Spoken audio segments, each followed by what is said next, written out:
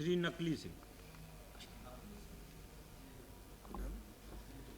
माननीय सभापति जी, मैं अपने विद्वान साथी आदरणीय भगवान संकट राव जी के द्वारा भूमि अधिग्रहण कानून में संशोधन पेश करने का जो उन्होंने प्राइवेट मेंबर बिल में प्रावधान किया है, मैं उसका पूर्ण रूप से समर्थन करता हूं। माननीय सभापति जी, कहने के लिए तो उत्तम खेती, मध्यम बान, निखत चाकरी, भीख निदान, पर आज उल्टी स्थिति हो गई है इन कानूनों के द्वारा। जो सन 1894 से देश आज़ाद हो गया, आज़ाद हुए भी 50 साल हो गए, और ये 105 वर्ष पुराना कानून जो का तो है। संविधान में भी कितने संशोधन हो गए होंगे, लेकिन इसकी तरफ किसी ने ध्यान नहीं दिया। और ये भी कहा जाता है कि किसान धरती का पुत्र है, ये भी कहा जाता है कि किसान सबसे बड़ा उत्पादक है, ये भी कहा जाता है कि किसान सबसे बड़ा उपभोक्ता है, ये भी कहा जाता है किसान सबसे बड़ा मतदाता है, ये भी कहा जाता है किसान अन्नदाता और प्राणदाता है। पर प्राणदाता और अन्नदाता की स्थिति देख लीजिए। जमीन जब चाहे सरकार अधिग्रहण कर सकती है, मगर कितना मुआवजा देती है ये सबको पता है।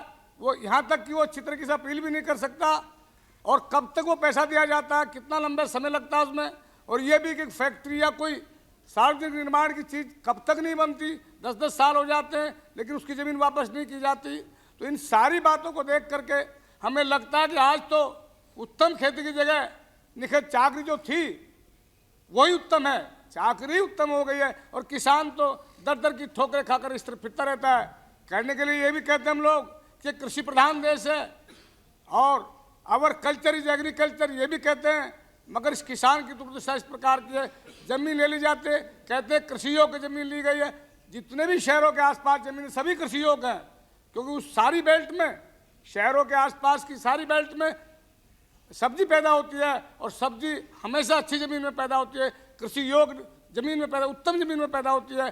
तो इन किसानों के साथ में ये सारा ऐसा क्यों बर्ताव हो रहा है? यही किसान है जो इस देश में 80% है, यही किसान है जो इस देश की सेनाओं में और नेफा और लद्दाख पर जाकर के 80% इनके लड़के, इनके बच्चे और ये नौजवान देश की रक्षा करते हैं। पर इस सारी परिस्थिति में नजर आता है कि किसान के साथ में सब कुछ हो क्यों रहा है, और ये कब तक होता रहेगा।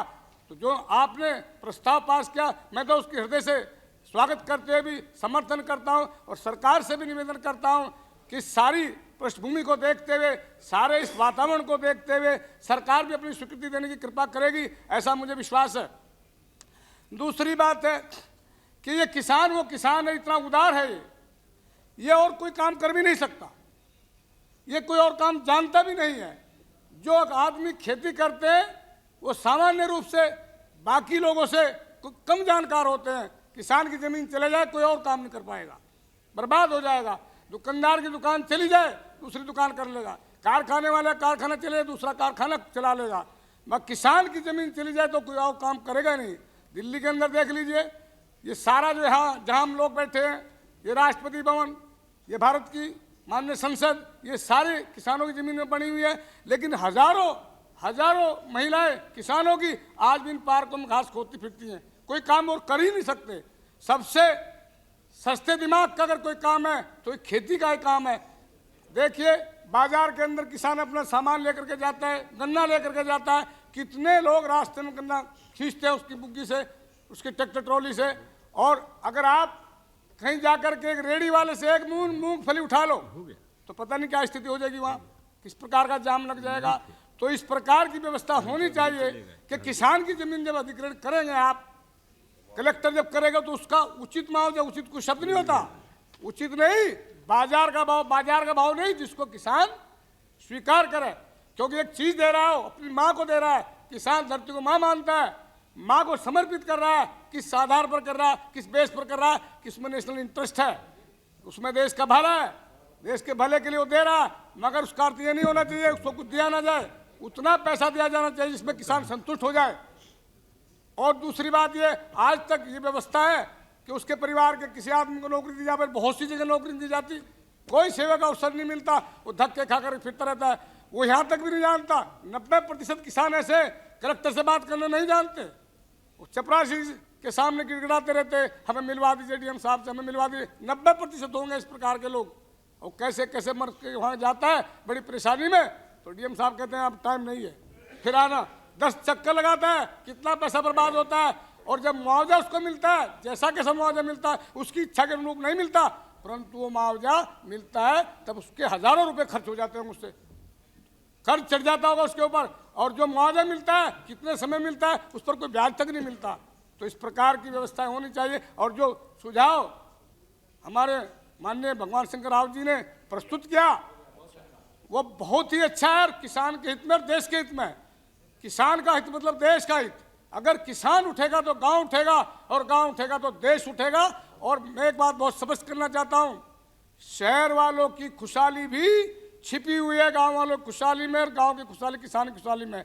80% लोग जब इनकी जेब में पैसे होंगे तो इनके गांव का मजदूर भी खुशहाल होगा।